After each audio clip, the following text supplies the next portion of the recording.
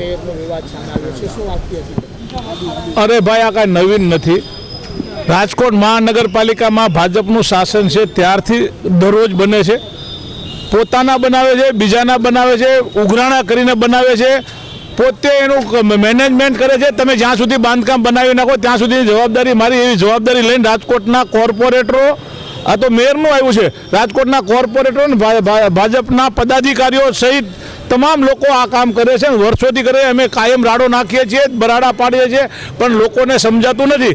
નાના માણસો જે સાચા લોકો છે, જે લીગલી પ્લાન પાસ કરીને આવે છે, એને 1 ફૂટ જમીન કદાચ વધારે મપાણે છે તો એની માથે કેસ થશે, એને ડિમોલેશન થશે, એની પાસેથી પૈસા વસૂલ કરવામાં આવશે, હપ્તા ખાવામાં આવશે.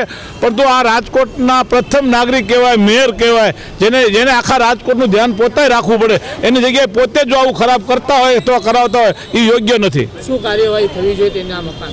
લીગલી જે લોકોનું નાના માણસોનું લીગલી જે કામ થવું જોઈએ એ પ્રકારનું થવું જોઈએ. અત્યારે રાજકોટના મેયરના પતિએ એક નિવેદન મેં વાંચ્યું. નિવેદનમાં એવું લખ્યું છે કે અમારી પાસે આજ સુધી પૈસા નહોતા એટલે અમે બાંધકામ નથી કર્યું. તો શું મારો સીધો સવાલ છે, રાજકોટના મેયર બન્યા પછી પૈસા તમારી પાસે આવી ગયા છે?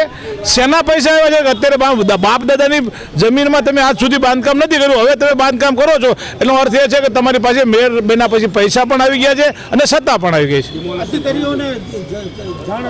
દરેક અધિકારી ટાઉન પ્લાનિંગના દરેક અધિકારીને વ્યક્તિગત પૂછો, એના વિભાગ, એના વોર્ડના નહીં પણ દરેક અધિકારીને ખબર હોય, કારણ કે અંદરો અંદર નક્કી હોય છે કે આ લોકોનું બાંધકામ ચાલે, આપણે ધ્યાન રાખવાનું, અને એ રીતે ધ્યાન રાખીને બનાવી રહ્યા છે. બેન, એક ગેરકાયદેસર બાંધકામનો પ્રશ્ન ઉભો થયો છે, આક્ષેપો વ્યક્ત થયા છે, તમે મેયર છો ને તમારા પતિ દ્વારા આ પ્રકારે બાંધકામ કરો, એવા આક્ષેપો થયા છે. ખરેખર આમાં સાચું શું? વોર્ડ નંબર 5 ની અંદર સંત કબીર રોડ ઉપર જે નંદુબાગ વિસ્તાર કહેવામાં આવે છે અને ઓળખાય છે, એ નંદુબાગ વિસ્તાર છે એ અમારી જૂની જે વાડીઓ હતી, વાડીપડામાંથી જ્યારે સોસાયટીઓ બનેલી છે, એ જગ્યા વર્ષોથી અમને બાપ દાદાએ આપેલી છે. ઘણા વર્ષની આ જગ્યા હોય, રોડ પૂરો થયો તો એ રોડ સુધીની આ જગ્યા હતી. જ્યારે સરકારે માપણી કરી તો એટલી જગ્યા ખાલી કરી અને અમે પાડવાની પણ ત્યારે વર્ષો પહેલા મંજૂરી આપી દીધી હતી. અત્યારે જે કાંઈ છે એ અમારા બાપ દાદાએ અમને આપેલી જગ્યામાં કર્યું છે બાંધકામ. એમાં 1 પણ ફૂટ કે અડધો પણ ફૂટ સરકારની કોઈ જગ્યા દબાવેલી નથી.